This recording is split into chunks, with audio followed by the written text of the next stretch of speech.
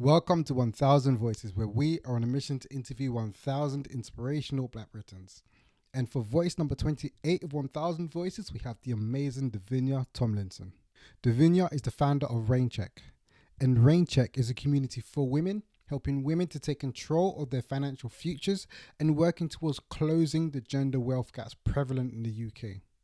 In this interview, Davinia gives us insights into her upbringing, her life, and some of the key experiences that led her to founding rainchq in the first place. This interview is literally jam-packed with all sorts of good financial advice and tidbits that you can take away and use in your own life. So I don't want to talk too much, let's get right into this interview. So without further ado, this is 1000 Voices, and here we have Davinia Tomlinson. Thank you for coming to the podcast today, Davinia. How are you? I'm good, thank you, Tevin. Thank you for inviting me.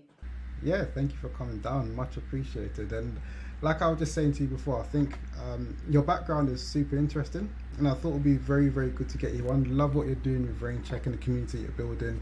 The the really good work that you and the team are doing there. So I thought it would be great to get you on board. For people who may not know what rainchq is, can you just give us a little bit of an introduction as to what the company does? Yeah, so rainchq is now 4 years old, and it really exists to help women build sustainable long-term wealth. And we do that through a variety of different means. We have a community of rainmakers, as I call them, who are, women from all walks of life, different backgrounds, incomes, ethnicities, geographies. So it's a global community.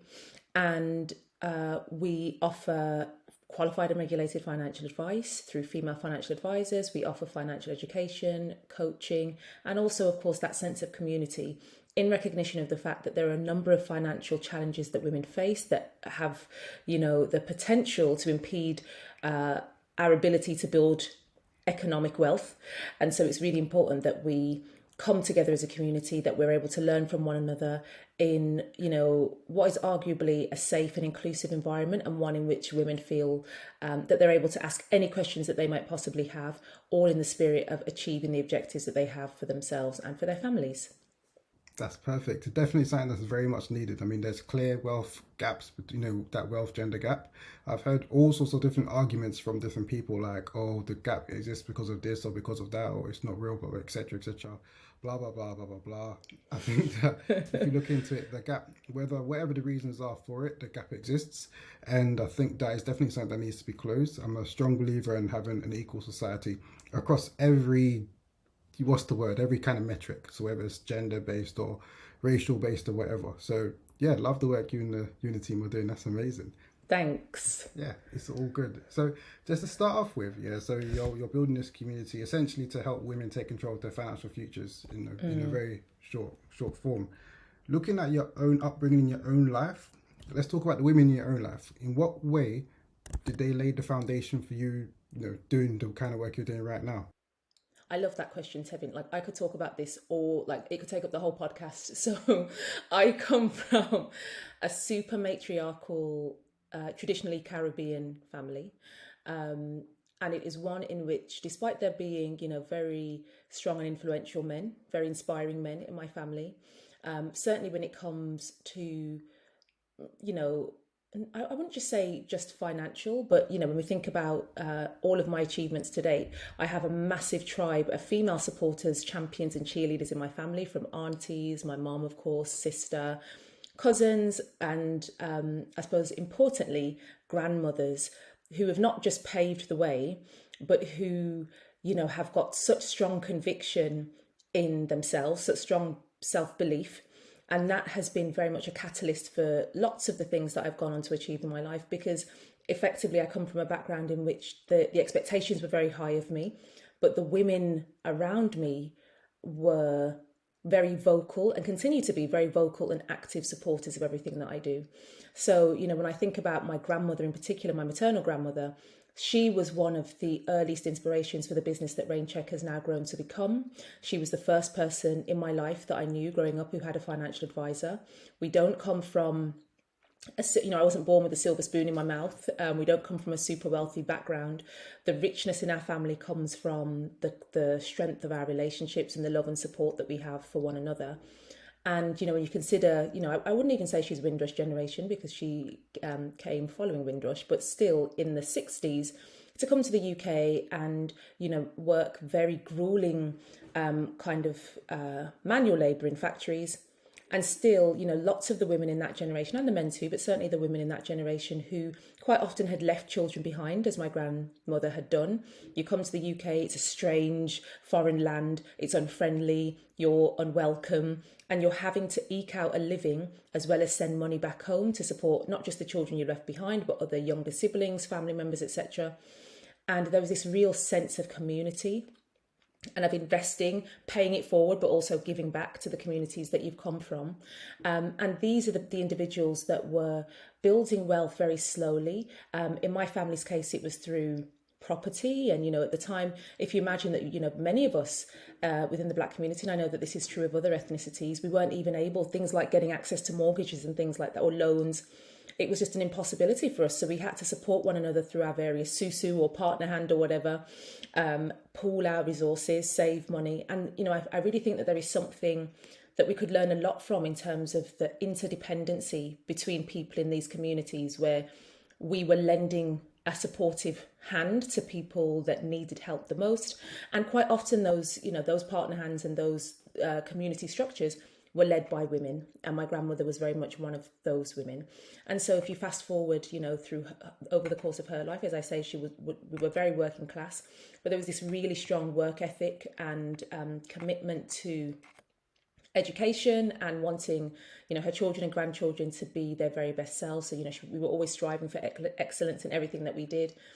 And as a result, of her diligence and her focus on improving the prospects, not just for herself, but for family members, she was in a position where she was like, right, I need to speak to someone about how I manage my money, which, when you consider today all of the various financial gaps that exist, it really requires a level of foresight and confidence in yourself to have a financial advisor who not only looks nothing like you, doesn't come from anywhere near the same background, but my grand's financial advisor was a middle-aged white man called Peter, who became very much an integral part of our family. He would come, he would talk to my gran, he would sit down and have dinner with us and have a cup of tea. He would give her financial advice, and she was able to build a really solid nest egg as a result of that. And there are a number of lessons from that, of course, not just, being resourceful in your money management and budgeting, but I think also taking that financial prowess and know-how to the next level. So when you think about rainchq, I'm very keen to make sure that I'm not reducing money management to its lowest common denominator. Everybody needs to know how to budget, irrespective of gender. But when it comes to women, quite often the narrative is focused almost exclusively on discounting, saving money, budgeting.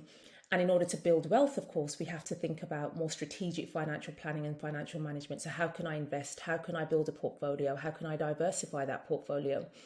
And my grandmother was ahead of the game when it came to that. So when I was building rainchq, she was also one of the first investors in the business. She was my number one angel investor. And I think in a number of different ways, the business that rainchq is, and I suppose in many respects, the woman that I now am, is in large part due to the matriarchy in my family and the women that I was surrounded by. So now, having two daughters, that's very much a legacy that I hope to carry forward into their lives as well. That's an amazing background you've set there. And it sounds like you come from a very financially prudent family. Like your grandmother's gone out of her way to go and get a financial advisor. Shout out to Peter. We love Peter. Yeah. So, but it's really cool, having that kind of a background. I think it helps to set sort of a setting for the kind of person you are today. And before we get into some of the more tangible bits of advice around financial advice and that, for you personally, so you've grown up in very matriarchal type family, very financially prudent, with whatever you've had, you've been smart with the money you've got. And for you, you've gone into typically what is probably I don't know what, compared to other industries and that kind of thing, but finance isn't. I work in finance, and it's not usually you don't get a lot of women in finance. No. So you've gone into what is quite a difficult field to have gone into as a woman, as a black woman. Can you point to any kind of key experiences? I know you've worked a few different roles as well, but is there any key experiences that you've gone through, whether in your professional life or even personally, that you feel led you in before you founded rainchq? Any key experiences you've gone through that really pushed you to found rainchq? Yeah, I think, I mean, of course, coming from the background that I come from helped. Being a mother of daughters helped. But I think working in the industry, I always had a love for numbers. I wasn't one of those people. Again, I come from a family in which my dad actually was quite a feminist. And so, it's just me and my sister. I don't have any brothers. And so there was never any talk in my household about women's subjects or men's subjects, anything at all that we expressed an interest in. And even if my dad ever felt that we were trying to undercut ourselves or undersell ourselves, he's a very traditionally kind of very strong, quite fearsome character in my life, but traditionally Jamaican father. And there was just no opportunity for us to be like, oh well, I'm not really into maths, or I'm not really into economics, or they're too hard, or those subjects are for boys. There was just no talk of that in my household, so therefore I didn't grow up internalizing any of those stories. The stories we grew up internalizing were, this is what our expectations are of you, and this is the potential that we know you have.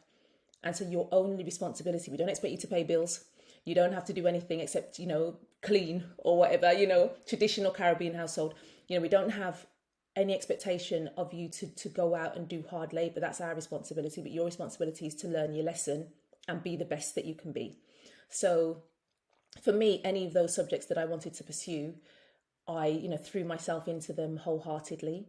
I always talk about this film that I watched probably before an age that I should have been watching it, but I loved this movie Working Girl that came out in the 80s.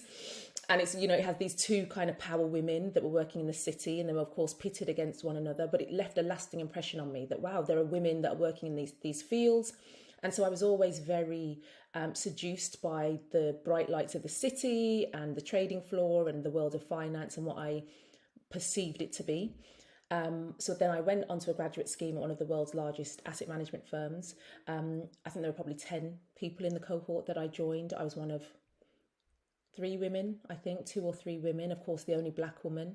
That picture was very much, the same when, we got into the company and we looked around at all the different departments. But again, I'm not somebody that really carries the weight of responsibility of, I don't approach things through a lens of, oh, I'm the only one in this environment, or I've got to set an example, or I don't carry those responsibilities, for better or worse, to be honest. So I very much went in there being my full and authentic self.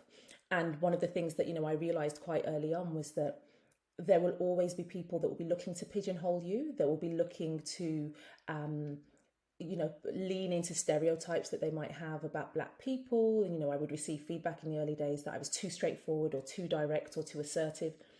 And there was a point in my career when I started to think, oh, well, I'm receiving this feedback quite consistently, so I need to manage myself differently if I want to get promoted. And I would seek out mentors and coaches, and that helped me quite a lot. But then there was a certain point where I was like, no, this is really not how I was raised to be, and I cannot shrink my personality. I'm quite an extrovert. I'm very chatty, very friendly, but at the same time, I'm also somebody that will call you out on things. And I've always been that way at the very earliest part of my career, when I perhaps could have been a bit quieter. I wasn't. And you have to sometimes suffer the consequences of that behavior, and recognizing that the world of work, and particularly corporate life, can be quite political. But I think it's really important that one of the things in my journey that led me to establishing rainchq is that being my full and authentic self was something that I never shied away from. But what I had started to realize is that other women around me were feeling that they had to contort themselves into all of these different positions that were uncomfortable to them in order to achieve success, in order to get promoted. And that saddened me quite a lot. But certainly in the earliest parts of my career, there wasn't much that I could do about it except to kind of gently nudge them and encourage them. And then as I started to acquire more seniority, then for the women that reported into me, to give them the opportunity to shine, to encourage them to just be themselves, and to not feel that they had to present as extrovert if they were actually more introverted, or to feel that they had to leap through any of these hoops, but instead to just shine in their own individual ways. But then from a more professional perspective, recognizing that working in some of these blue chip companies and being exposed to high net worth individuals, institutions managing money on behalf of millions of investors, across the UK, for recognizing that the proportion of women that were being managed, or whose assets we were managing was negligible. When we looked at the data, it was very male dominated. And of course, that picture was represented in terms of the people that were managing the money as well. When you looked at in the boardroom, the higher up you went, the more male it becomes, the whiter it becomes as well, speaking very candidly. And so as a result, what happens is when you have people that have a seat at the table or are responsible for developing products or making decisions about the lives that ultimately impact the lives of millions of people, if you are not represented in those decision-making forums or around those boardroom tables, then of course your I don't even know how you would describe it. Your needs are just not going to be catered to, because of course they can only see life through their own lens. It's impossible for them to understand what you might be trying to achieve. And so that, really planted the seed very early on. And then fast forward many years later, over a decade later, when I realized, wow, the same challenges that I observed at the start of my career still exist today. We still have women, when I looked within my group of friends, very talented, supremely well-educated women who are earning a good amount of money, can't get access to good quality financial advice, don't really know where to turn, aren't making or not feeling that they're making the right financial decisions. Lots of them are making good financial decisions, but had no idea. They've got no benchmark or baseline from which to gauge whether they're doing the right things or not. And then when you look at, these various chasms that existed, in terms of the bonuses that were being paid to people and the gaps that existed there from a financial perspective, the gender pay gap, the pensions gap, which sees women retiring with a pension pot a fraction of the size of their male counterparts. All of these things, I was like, well, this is now just, I don't even know if you're allowed to cuss on this podcast, but this is just BS. We shouldn't have people.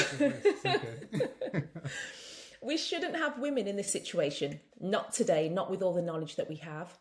And there's a whole body of data and research, which, I don't necessarily need to recite all of the stats, but you can look around, and I'm sure even within your group of family and friends, you can see that the women that are super bright, super talented, are just not where they should be financially. And so from that, rainchq was born.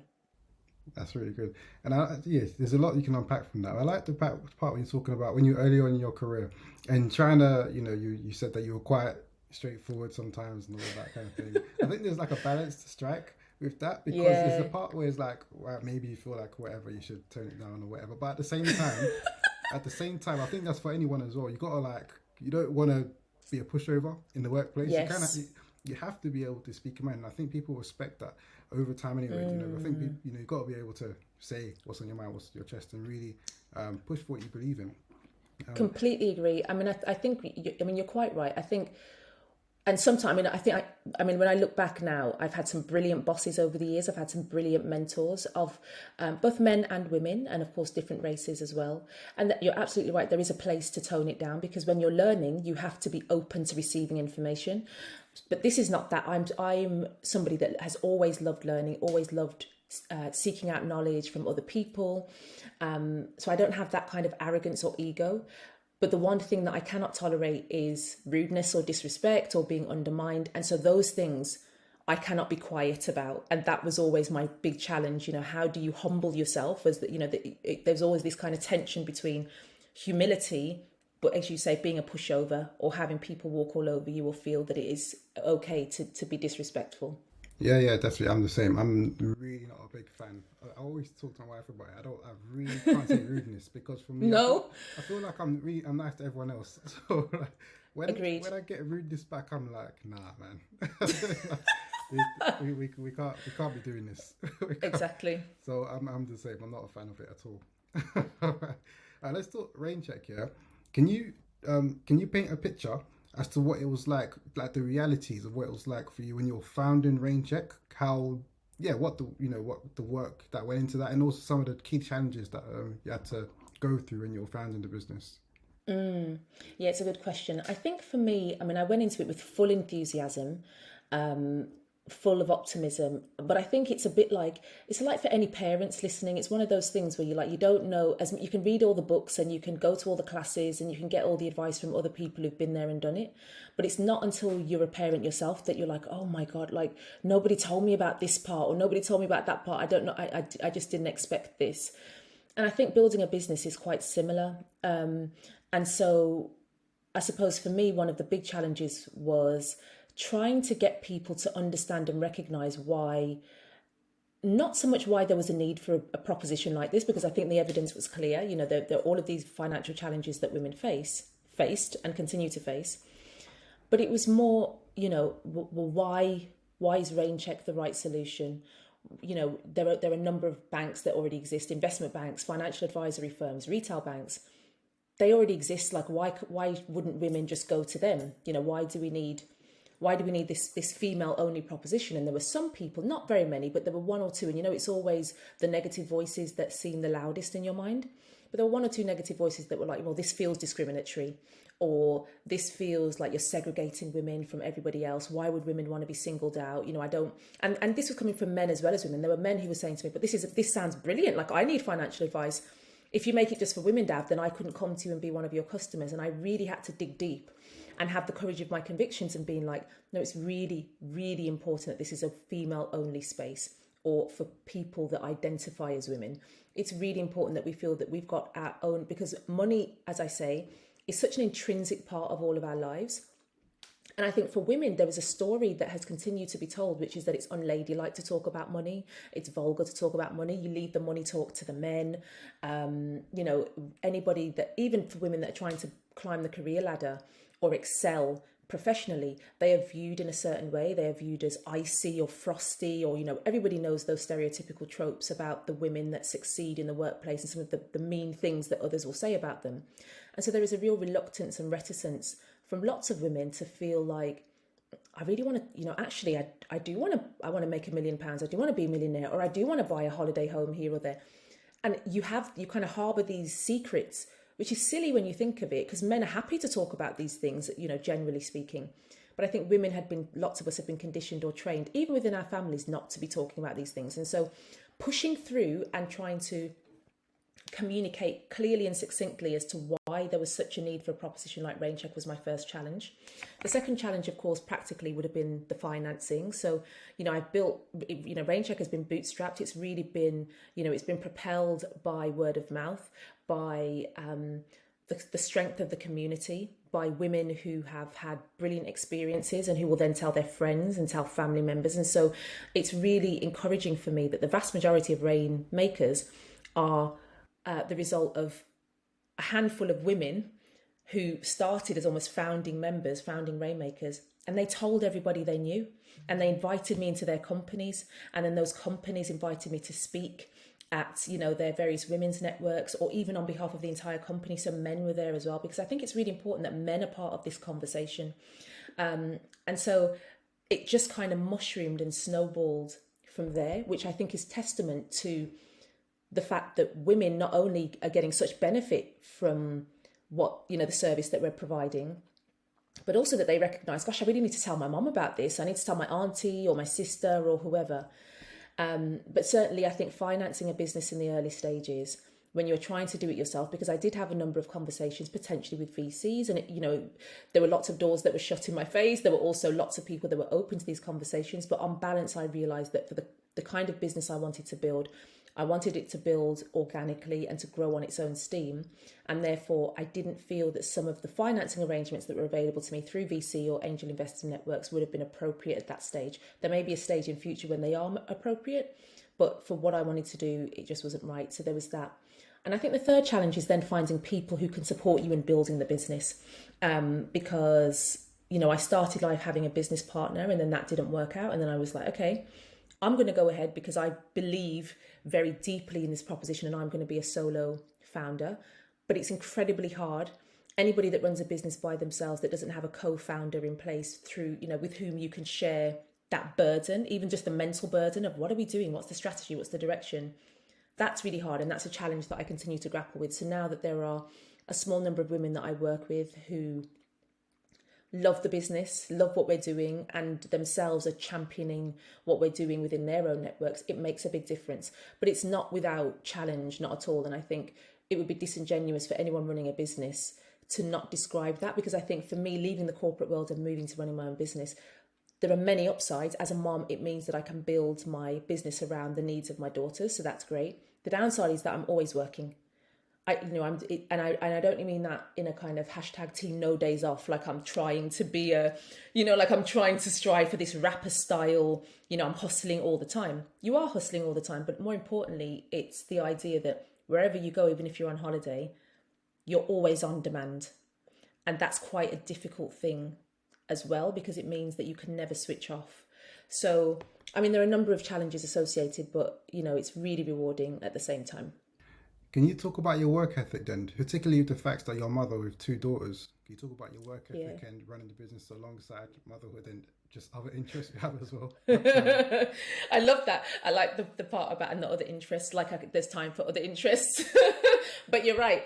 I do have to make time for other interests because I have a lot of energy. So it's good in the sense of I'm always thinking, my mind is always ablaze. I'll have an idea, I'll run it past one of the other members of the team and I'll say, right, we're doing this. And they're like, yeah, brilliant, Dav, let's do it. And then immediately we get things going.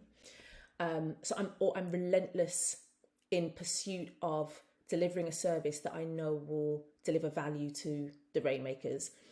And I really mean that. I mean, anybody that has been part of the community will know that they can ask me a question. It will always be answered. That I'm not rigid around, we have these monthly masterclasses, for example, that should be an hour. They regularly will go on for an hour and a half. I'm not like precious about, because for me, it's about every woman that comes through the Rainmaker community needs to leave, not necessarily being an evangelist for the brand or anything like that, but needs to leave being able to apply the principles of what she's learned into her day-to-day life and to improve her quality of life, not just for herself, but for other people. So it's that ripple effect.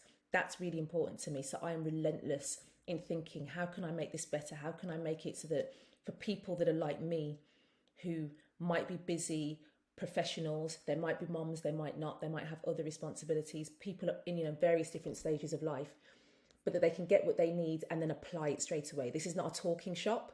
It has to be you're learning something that you can do something with straight away. So yeah, I have to be very ruthless and very disciplined with my time. I mean, there are lots of people, I'm sure, who are like, gosh, Dav's gone completely underground. We don't see her. And I'm like, well, when I'm out, then I'm going to be all the way out and you'll see me. But then when I'm working, I don't have the time to be on the phone for an hour like I used to be. So there are lots of things like that I've had to shift. I'm not somebody that will take the time to do things like that. But then equally, I will carve out time for, I've got to work out because of the energy. Like I've got to burn off energy each day. And so I will find ways to make sure that I'm doing what I need to do to stay up. And I think the other thing that's become more prominent since running this business is, and I talk all the time to the Rainmakers about this, but of course, whilst your financial well-being is an important part of your overall well-being, I have to remember for myself that when I'm talking to the Rainmakers, I'm applying the same lessons to myself. So from a financial well-being perspective, I absolutely will do. But then there are all of the other aspects of wellness. So, Dav, are you feeling good today? What is your mental well-being like? What is your emotional well-being like? Do you need to take a break? Do you need to go for a walk and get some fresh air? What are the things that I need to do to stay up, to stay upbeat, and to be my best self? Because, of course, there are times when I'm dropping the ball, but then I need to know, how do I get back on it and not run myself into the ground? And I think that, when you are a solopreneur, again, it's that pressure. And so what I'm trying to do is to turn it into a really positive thing by saying, if everything rests on your shoulders, you've really got it. You are the biggest asset in the business. So you have to preserve yourself and kind of treat yourself like gold. So I'm good at that. I'm good at treating myself like gold. That's good. I want to touch on that first challenge you raised when, all of these dissenting voices and everything that you hear when you're starting your business up. Especially as a solopreneur, you're all by yourself and you've got all sorts of people who probably have a view as to how you should run your business. And then you've come in with like your vision for one day originally. Did you ever go through any kind of phase, maybe even now actually, where you've got people coming and it's caused you to sort of steer off track, and then you've had to come back because people have told you something so many times and you've gone away from your vision, and then you've realized, oh wait, this isn't what I wanted to do. Let's get back to basics. Yeah, I love that. And yes, absolutely yes. So originally, particularly when I had a business partner, one of the things that we had talked about was building this big tech platform, and it was going to be one that we were going to make it transactional, and we were going to turn it into a big robo advisor. And that, because that was the problem that we wanted to solve. We wanted to scale. Everything is about tech. Everybody wants, all the startups want to be in TechCrunch, and be raising millions through VC, and all of that. There is a real allure at the moment for entrepreneurs. You want to raise millions of pounds, and it garners a lot of press coverage and all of that. So we had just come out of business school. We just finished our MBAs, and of course our mindset was very much there. We want to raise millions. And when we decided that we weren't going to be business partners anymore and it was just me, I went back to basics from the perspective of saying, well, hang on a second, Dav. Even if the tech platform is in the future, what is the problem that you were trying to solve? And where does the tech come in helping you solve that? So of course there is a place for tech. rainchq is a global business. We deliver the masterclasses and everything else online. All of the content is housed online. But I recognize that it's important that people feel they can get access to a person. And, I felt that in my gut. I felt that in my spirit, that it couldn't just be a faceless kind of, okay, women will come on board because they love rainchq and it's a super glossy brand and it seems exciting and cool and whatever else. They don't see anybody. They'll know that I run the business, and maybe they'll be like, oh, it's a female founded business. That's good. But they'll never see me. They'll never hear from me. We don't interact. All of the messages that they receive will be automated or by a bot, or they'll have a live chat function, and it's just never me that they get. And that really didn't feel good to me. And so I had to kind of balance up. Well, Dav, you're not going to scale as quickly as you would like to if you're putting yourself in the heart of the business. If you have the tech platform, you can reach the tens or hundreds, potentially of thousands of people quickly, particularly if you get, a VC backer that can help you to build this strategy to scale. But if you put yourself in the center of the business, there's only a finite number of women that you can speak to at any one time. So how is that going to work? How will you make the numbers work? Is this business model one that is viable? Because how are you going to make a living? You've got to finance your daughters and everything else. And I trusted my instincts and I trusted my gut. And I was like, this is a longer road. This is a slow road. But it's very much, it's back to the ethos of rainchq, which is we are not about overnight riches or overnight success. We're always talking about sustainable long-term wealth. So for the women that are like, okay, oh my gosh, I'm in a real bind and I need to make money quickly. I have had those conversations with women where I'm like, well, rainchq may not be the right proposition for you. There might be something else that is better. And I was painstakingly slow in those early days. I used to speak to every single prospect because I had the time to. It's not like there were thousands of people that were lining up at the door, like on day one. I had the time to speak to women. And those women, I'm sure will remember, they would schedule time in my diary before any money changed hands. There was no way for them to pay for the service unless they'd spoken to me first, because I wanted to gauge whether they were going to get value from the service and whether what they were looking for was what we were offering. That was really important to me as well. And through doing so, not only was I able to build relationships and start that relationship building process very early on, but I was also able to glean quite a lot of information from women themselves in terms of where their minds were at, what were some of the unique challenges that they were facing, and what was the line of best fit across them all in terms of building something that has now morphed into a curriculum of content that is available via video, it's recorded, as well as me being able to deliver some of the live sessions as well. But you definitely have to have the courage of your convictions, because there really was, despite me having this kind of, it's almost like having a stitch, and you're trying to get rid of the stitch in your side, and someone's like, you're talking, every time you have a meeting, we're talking about this tech platform, we're talking about customer acquisition costs and, doing the SEO and PPC and all of these things to get the message out quickly, and what is it going to cost and how long is it going to take you to get there, and the conversion rates and the lifetime value, all of these things that entrepreneurs building big tech platforms and wanting to scale quickly are consumed by. And I was like, that's not the kind of business I'm trying to build. I want it to feel organic and slow and steady. And I have to know my rainmakers, because I'm in this to know the women. I'm a woman's woman, and I love building, chatting with other women and just helping them to achieve what they want to achieve. And I was like, my approach is the one that will suit me better, and hopefully is one that will potentially become commercially more sustainable and more lucrative over the long term. That's really good. I like that. And as you're talking, it reminded me of this video. Have you seen this video of Steve Jobs on YouTube, and then some person in the crowd gets up and just criticizes him basically in front of the whole conference? No, yeah. I need to watch it. What does he say? It's really good. he gives like a good comeback and that, talking about he has a vision, etc., etc. But what I really liked about what he was saying, which what reminded me, what you were saying reminded me of, was when he spoke about how with Apple, everything he'd done, he always started off with the customer experience and never started off with the technology in of itself. He never started off by going to engineers and saying, okay, let's build the franchise operating system ever. No, it was like, let's start with the customers first and then work back and then we build it. And it's similar to that's what I was getting from you, because you was like, you guys were talking about PPC and this tech platform and robo-advisor, etc. But then you're like, nah, let's take it back.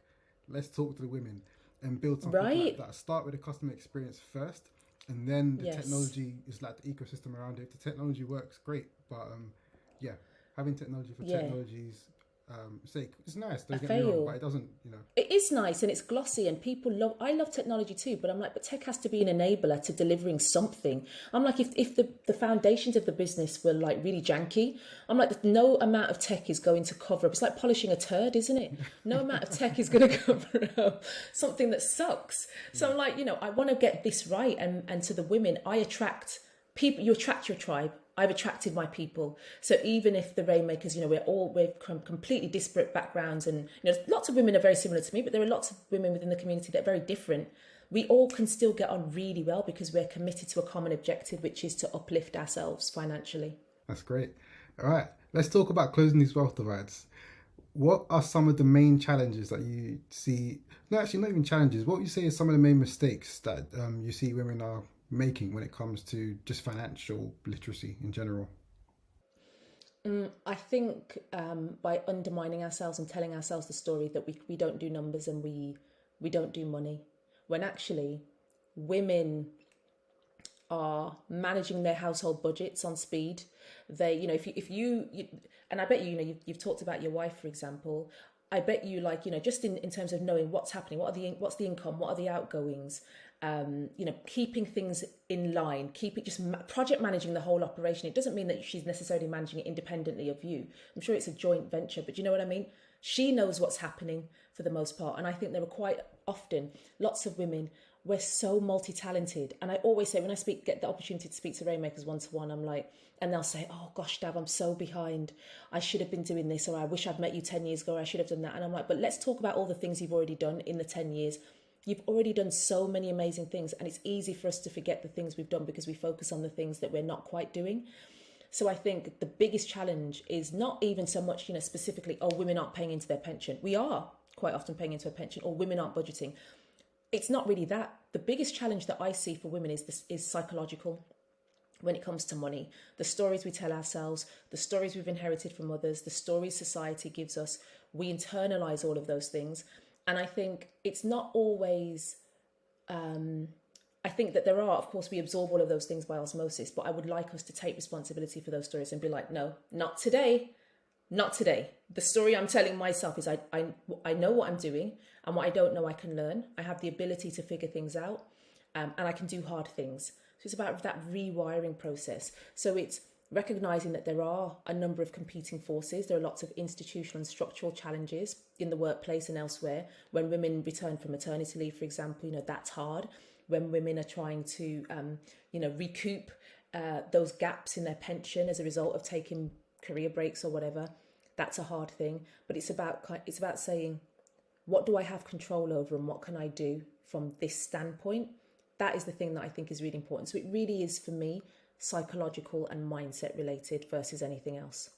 What steps can women start to take to work on that psychological aspect of things? I think the first step is being honest with yourself and, almost documenting. If you have to write it down, and just saying, what do I think about myself and my relationship with money? What do I think about my ability to manage my money? Be really honest. And I always run this exercise at the start of every cohort of the members club. So I did it last night, actually, with some of the rainmakers. And I was like, what's your relationship with money? One word, don't overthink it, very quickly. And invariably I'll get, sometimes I get really positive responses, from women who are like, in control, confident, empowered. But then I get a lot of frustrated, anxious, unsure, uncertain, behind. It's all of these kinds of things. And I would say 3/4 of the responses I get whenever I run that exercise. Now, I've not run it with men to be able to compare and contrast, but I believe that the likelihood is that a man is more likely to whether or not he believes it's, say, in control or wealth creation mode, hustling or whatever. Some of these like this terminology that I think men have internalized. So I think just being clear. The start point is understanding what are the true and honest stories that I'm telling myself. What is my relationship with money?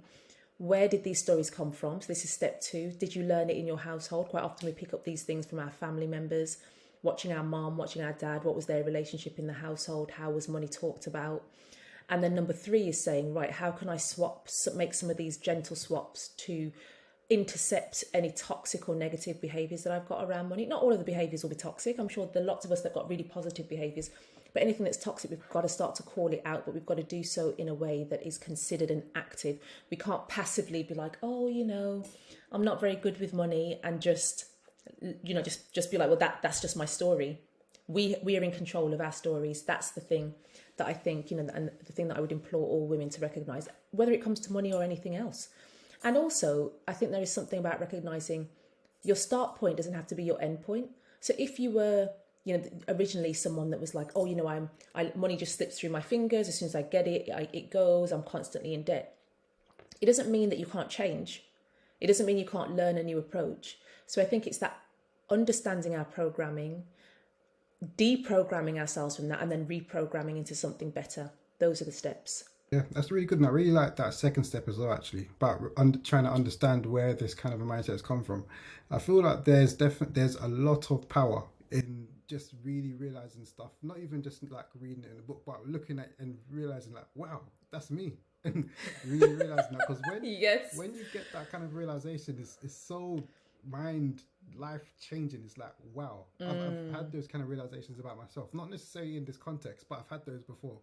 Like I had that when I wanted to start this podcast, and I was just procrastinating like for so long. I had the idea for so long, kept putting it off.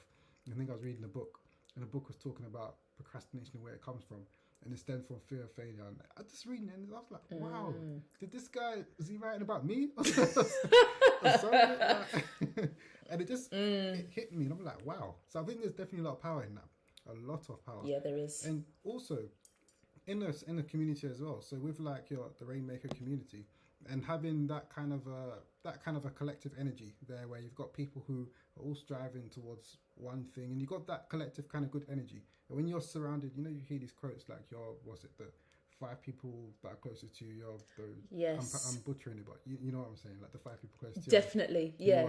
You're the product of the 5 closest people to you, or something like that. That's the one, yeah. So when you're in that, when you in those kind of circles, you move in those kind of circles, you hear that kind of positive language around you all the time. You start to internalize it over time as well. So I think community building definitely very, very, very important, for challenging these kind of mindsets in any facet, in finance or whatever area of your life you're trying to improve. Just look for a community of people in whatever area. Exactly. Look for your people. Completely agree. Yeah. With so earlier on, you spoke about in terms of building wealth, having to invest. What kind of investment tips have you got for women who are looking to improve their wealth? I think so. For people that are just starting out, that have never invested before, that are that they're unsure, and that I think with lots of women, there's a phenomenon known as reckless caution, where women have a predisposition to saving their money in cash because they think, on balance, cash saving looks safer. The stock market is so volatile, and particularly now, at the time of recording, we're in a particularly volatile time globally when it comes to the economy and the stock market, and of course that will incite even more fear into people that have never invested. The thing that I would say to women in the first instance is that over a long-term period, so this is the thing, when we talk about rainchq, it's always about that sustainability and building long-term wealth. It's not overnight success and overnight riches. The stock market is almost 99% certain to outperform cash saving over an 18-year period. That was based on a study by Barclays Capital a number of years ago. There are a number of studies that will demonstrate similar stats, because effectively what you are benefiting from is compound interest, which means that in addition to any growth in your investment, as businesses succeed, do really well, pay you out in dividends or whatever, that compound interest will basically be reinvested back into your investment, and then you have the ability to gain access to potentially exponential returns over the long term versus if you held your money in cash. And particularly now when cash savings accounts are only paying sub 1%, at most 2%, versus you generating significantly more than that. And of course that cash will be then eroded by inflation versus you putting your money into the stock market, holding it for a long-term period, being willing to look away and ride out any volatility in the stock market. You have a much better chance of generating a return. So it's the reason why our pension funds are held in the stock market. And that's the other thing that I would say to women.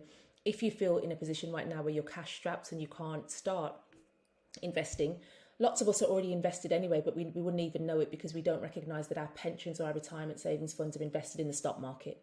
And that's really important as well, because we have to have an understanding of where our money is going. If you're paying into a pension fund or your company's paying into it on your behalf, it's still your money. You need to have an understanding of where that money is. So you're already an investor. So that's a really good place to begin. Just understand where that pension is being invested and understand the level of risk associated with your pension. You can't get access to it now anyway, but the reason your pension is invested into the stock market is that otherwise they would just hold it in cash.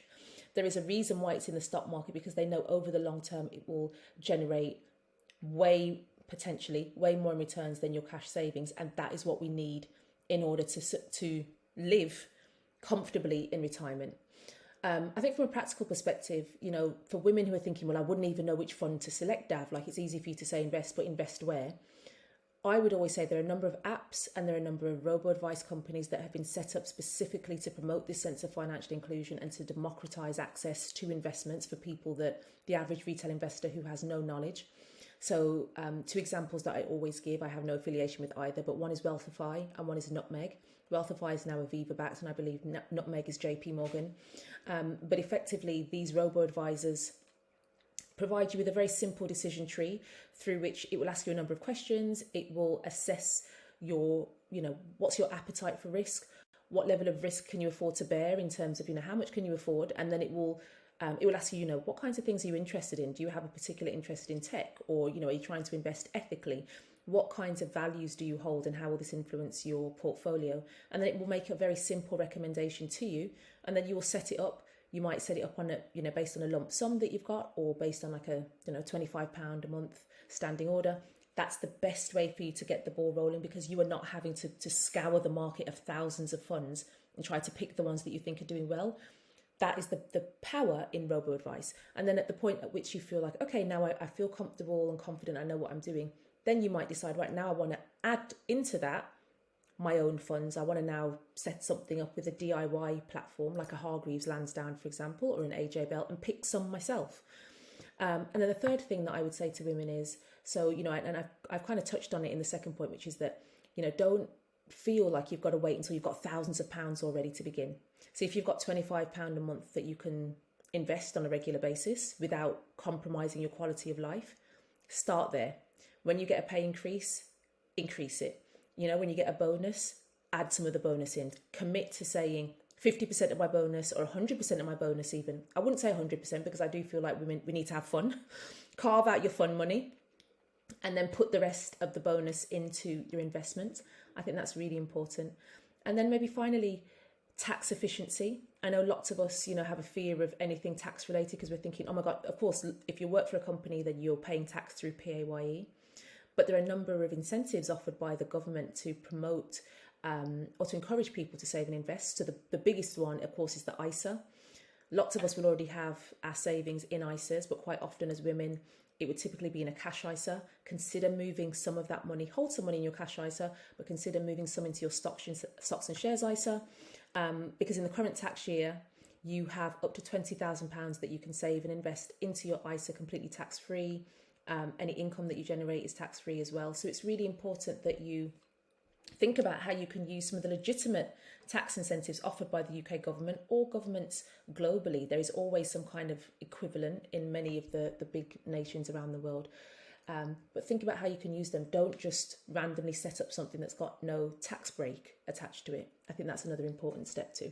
That's really good. That's really good. And on all this investing and tax breaks and everything like that, these are literally topics you could spend hours just delving into. Right. But I know it's very sort of like a high level, but it's a high level overview and an intro into it. But it's all Yeah. very very important, these things as well.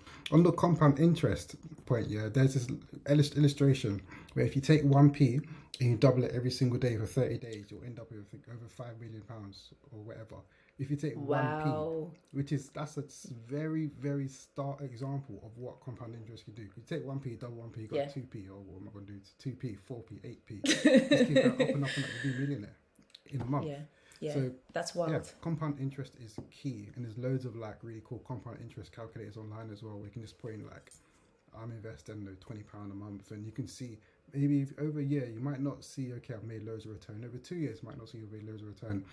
20, 30 years, I can guarantee the return. You're going to look and be like, what? Exactly. I've got that. Exactly. Compound interest is key. So those are really, really good tips you shared there. Thank you very much. There's a great quote actually about, and I can't remember who it's attributed to, but it basically says the best time to plant a tree was a year ago. The second best time is now. So for anybody that has that feeling of, oh my God, like it's too late, I shouldn't bother. No, still start from today and do it. Cool. You know what's funny about that? At work here, my email signature literally says the best time to start was yesterday. The second best time is now. That's my email. Love it. Yeah. I love that. Yeah, loads of people got like really financial stuff in their signatures. I got that. I think it's brilliant. It's a cool quote to have, and I love looking at it all the time. So yeah, that's really good. Thank you very much.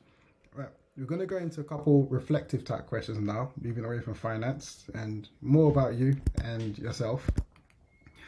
What has life taught you recently?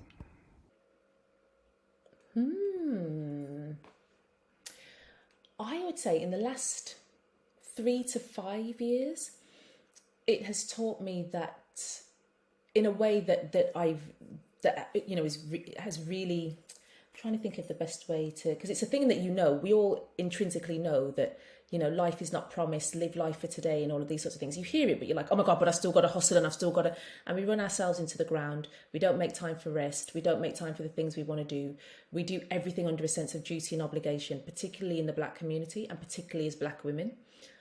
I'm a supporter and believer in duty and obligation. I think that's really important for societies to thrive. But at the same time, having suffered 2 very close bereavements within a kind of span of 3 years of one another. One was my dad, one was my younger cousin, who was like a younger brother to me, and he died very young. The thing that it taught me is that all of the ambitions that I was saving up, it's like when you're saving up, you buy a good handbag or you buy a good jacket or whatever, and you're like, I'm saving it for a special occasion. Well, and this is going to sound really morbid, we may not get to the point where we get to the special occasion, so we have to make every day a special occasion.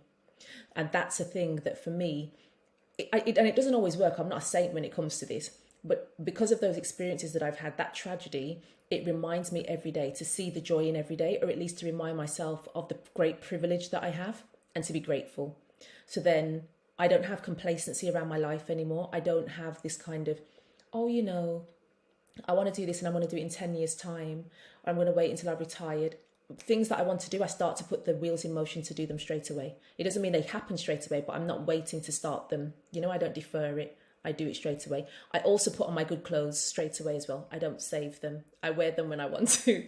So things like this, it's really important, I think, for all of us that we reflect on when will that day come where you get to embrace and seize joy. There is definitely a place for deferred gratification. I really believe that. We can't just be YOLO about everything. But equally, all of that deferring and never enjoying life, never giving ourselves time to breathe, pause, to do the things that we really want to do, I think it's a real shame. And so that's a thing that I really try to incorporate into my life as much as possible. That's really good. That's really, really good. Thank you for sharing that, actually, especially with those the personal stories with your dad and your younger cousin. Those are very, very good lessons that you shared there, and definitely things I think I would take away myself anyway. I'm definitely one to buy new clothes and hang it up in the cupboard and leave it for a bit. I'm like, I'm saving it. And then put it on. So I used to save things, Tevin, so long until they were out of style, and then I'm like, well, what? So then you step out like 10 years later in your flared jeans, and people are like, whoa. was so 10 Yeah. years ago. Right? Yeah, Yeah. cool. That's all good. Thanks a lot. If you could live one day of your life all over again, what day would that be? Oh, Tevin, what kind of question is that? That's such a good question. Oh my gosh. Um, I'm not going to say something. Yeah, I'm not going to say something like, because I'm a mum, people are probably like, oh, they probably expect me to say the day I gave birth. Absolutely not. Never again. Having the girls now in the world, amazing, but the process, awful. I think. So I very recently relocated, and so I spend half of my time, well, more than that, 3/4 of my time in the Caribbean and the rest of the time in London. And I think if there's a day, very recently that I would relive, it was the day when, having been in the Caribbean for maybe a month or something, I remember just looking around and being like, oh my God, I live here. And it was just delicious. Everything was delicious. Like the air smell. And this is the thing, I love that place so much. Anyway, I've grown up going there. But just the realization that, like, no, you're now not just a visitor or a tourist in this place. You live here. So when you drive around, and every day that I drive around there, I have that sense of gratitude. I look around and I will always be like, gosh, it's so beautiful. Like when I'm looking around, and I'm like, there are definitely frustrations, but I think there was definitely a day that I could pinpoint when I was like probably walking past a herd of cows. Like it's very rural. So I'm walking past these cows in the bushes, and I'm walking and listening to music, and I'm just like doing my exercise, and I'm like, oh my God, you made that massive audacious move, and everyone, against the people that were like, oh, how are you going to do it with 2 kids? Like, how are you going to do it in a pandemic? And I just didn't say anything. I didn't tell anyone until like just before we were going. And I'm like, yeah, we're out. Bye. So when we got there, and I was like, wow, like we really did that. That I think I would like to relive. That was a good day. I came back from the Caribbean a couple months ago. I was in Where did you go? St. Lucia. So have you been? We live in St. Kitts. No, but St. Lucia's on my list. So nice out there. Like I was there for a week here, and I'm like, man, I could do a load longer than this. But it was so good. So it's a different pace of life as well compared to the UK. Like it's different pace. People are a lot very nice. It's a slower pace of life. It's more chilled, good food, good fresh fruit, all of that stuff. Like it was proper nice out there. Yeah. Fresh fish, everything fresh. Lovely. Everything fresh. Like, it was so good. Exactly. So good. But yeah, that's all good. All right. What's been the scariest moment of your life so far? Like from a very practical perspective, quite recently I had an accident. I'm quite a clumsy person generally, but because I'm clumsy, I know like there are kind of tactics that I've had to introduce because I've been clumsy since I was a small child. If someone's going to trip over or break something or drop something, it's going to be me. So as a result, as you get older, you've come up with life hacks so that you can survive. So I'd never broken a bone, never been in hospital overnight, none of that. Even when I was having the girls, like I'm just not somebody that has ever been in those situations. And then very recently I had an accident where I fell and had a concussion, had to have stitches and all that. And it was awful because like suddenly you have this real, your mortality flashes in front of your eyes. And I think it's worse when you're a parent because you're thinking, oh my God, like I can't, like I've got these small children that depend on me like that. But I think the concussion, and I was like, oh my God, I've come all this long time, nothing like that had ever happened to me. And then I'm in this tiny hospital on an island where they haven't got a proper system or anything like that. And I'm like, oh God, like, first of all, like, what are you going to do to my face? I have to say that was probably the scariest thing. When I realized, I'm like, okay, I'm not going to die. I'm alive. I came around and I was like, okay, I'm alive. Great. And then I was like, oh God, what are you going to do to my face? You don't really know what you're doing. Like, how are these stitches going to go? I'm going to look like Freddy Krueger. So I think that for me was the scariest moment. And again, it's just reaffirmed, I've got to come up with a new life hack for that, like how to avoid that kind of accident happening again. But also it reaffirmed this kind of, you cannot put things off, Dav. You fell and hit your head. You had a concussion and you really have a moment of truth when you're like, that could have gone differently. So that means you've got to have renewed focus and renewed purpose into what are the things you want to do. Where do you want to spend your time? With whom do you want to spend your time? Are you in the right environment? Are you working the right job? Are you surrounding yourself with the right people? All of those things, it's another opportunity. And for me, as I say, because I've already had those moments of truth in the past, in the recent past, I'm constantly doing that. But that was just another opportunity for me to be like, that could have gone very differently. So really, be very intentional about your life and what you're doing. Cool, that's great. And finally, to wrap up, what does the next chapter in your story look like? Oh my gosh. Well, definitely still have a real wanderlust now, in the sense that, I love the Caribbean. So that will very much be a base for my life. I also love the energy and vibrancy of London. Despite being a Brummie, I love London. So London will also be part of my story too. But I think I'd like to explore other parts of the world as well. I'm not somebody that is bound to convention or what other people think a woman of my age or with, my marital status and with two small children should be doing. I basically do what I want. I work back from what suits me and the girls, and I do what I want. So I feel like the next chapter is more travel, more working with amazing, just incredible women to help them achieve their financial goals in whatever way that manifests itself, but also writing books. So lots of, writing is another one of my passions. So writing books next to the sea is a thing for me as well. Cool, great, that's that. Perfect. Great. Really loved speaking with you today, man. I really, really enjoyed it. It's so good. Thank you for coming to the podcast. Thank you for having me, Tevin. I've loved the conversation, and thank you for those questions. Really hard. It's all good. It's all good. Just to wrap up, for people who want to keep up to date with you and rainchq and what you guys are doing, how can they do that? And also, have you got anything else you might want to close with? Any last words? Yeah. I suppose in terms, I don't have like one of those like quotable things to say, but I do think it really is important that as women that we recognize quite how magical we are, and that where we start, as I say, it doesn't have to be where we finish. It's just really important that we put one foot in front of the other and take one step, particularly when it comes to our money. And that we don't shy away from having those conversations, because it's important not just for our own quality of lives, but for the people around us. And I think quite often that's the thing that will focus women's minds.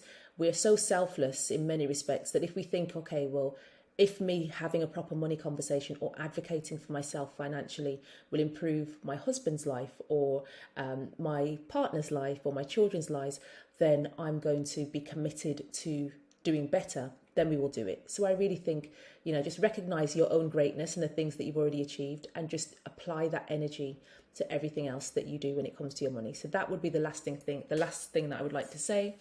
And for anybody that would like to find out more, our website is the best place to begin. I'm very proud of it. We had it redone recently, so it's just rainchq.com, rainchq.com.